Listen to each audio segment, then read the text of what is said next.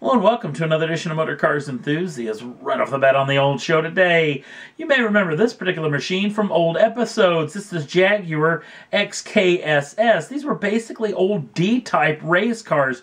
Jaguar built these as customer cars or as gentleman racers to be raced all over the planet. And when they decommissioned the D-type, they had several spares left over. In fact, 25 in total, and with some slight modifications, and I do mean slight, these cars were pretty raw when they went on sale. They were selling them to the public as road automobiles. Now, those 25 of them that were left over, 16 of them got sold way back in the day, but 9 of them, sadly, were consumed by a fire. And all these years later, Jaguar had these VIN numbers on the books and decided to resurrect these 9 of the last machines to be sold to 9 brand new happy owners for a cool $1.5 million. And that's what we're here to talk about right now, because these vehicles have officially gone into production. And in fact, some of those new owners will receive their machines the first quarter of 2017, which is not too very far away. So very, very cool. It's one of my favorite stories from the old 2015.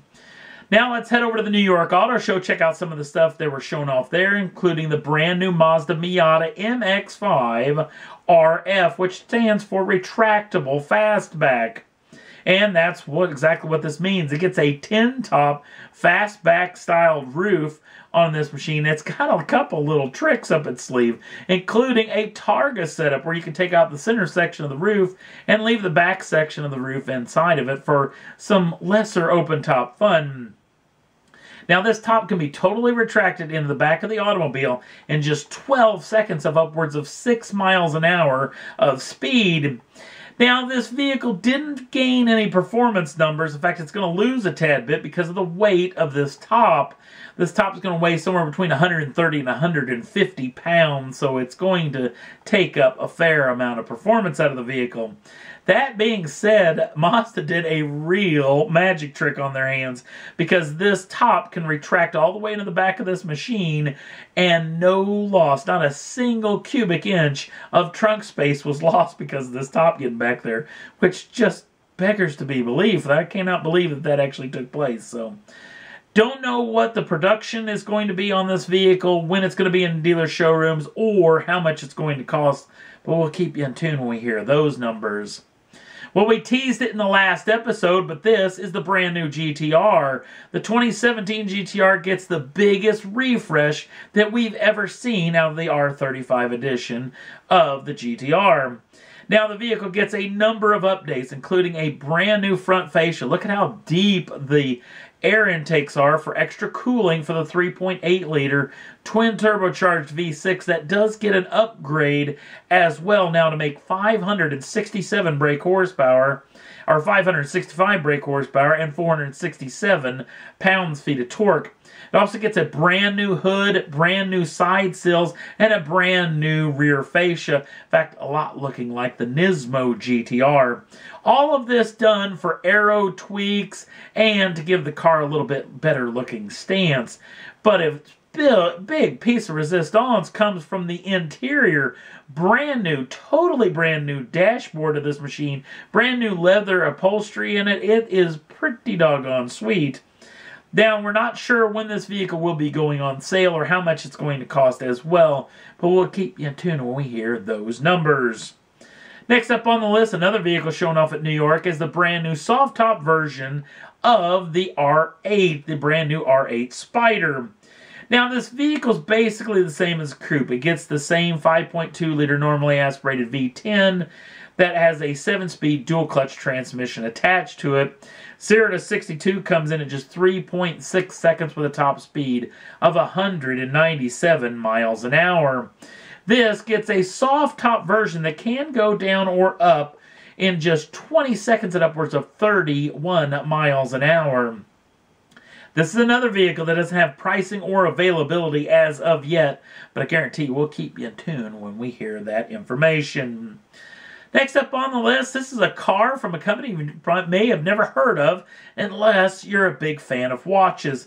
And I have to say, I'm a big fan of watches, but never heard of this company. This is the Bell & Ross Aero GT. Bell & Ross is a high-end watch manufacturer, and they built this machine as somewhat of a flight of fancy. The all-carbon fiber Aero GT gets a 4.2-liter twin-turbocharged V8 making 602 brake horsepower.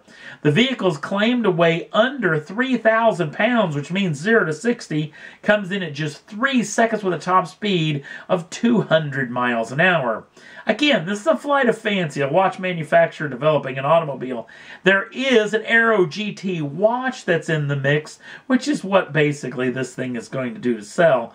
But it would be cool if they actually could build this machine, but we'll keep you in tune if we hear any more. If you want to check this thing out in video form, head on over to the Facebook page. Links down in the show notes. I'll take you right over there. Pretty doggone intriguing. Last up on the list, another vehicle that we showed off in the last episode, or at least teased, is the brand new Hertz edition of a Shelby Mustang. This is the new Shelby Hertz GTH. Now, it gets a number of upgrades as well. New front fascia, new hood, new side sills, new rear fascia as well.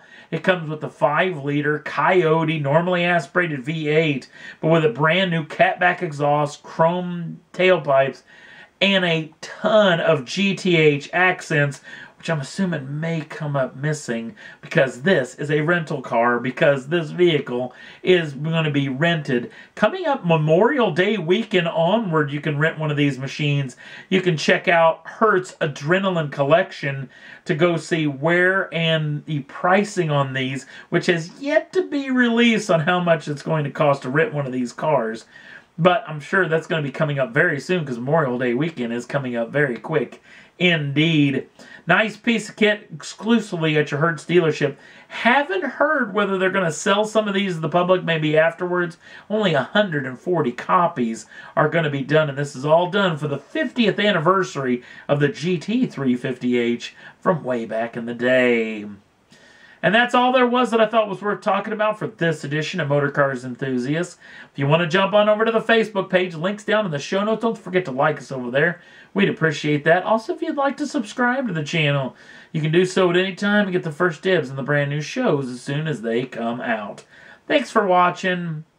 We'll see you again real soon.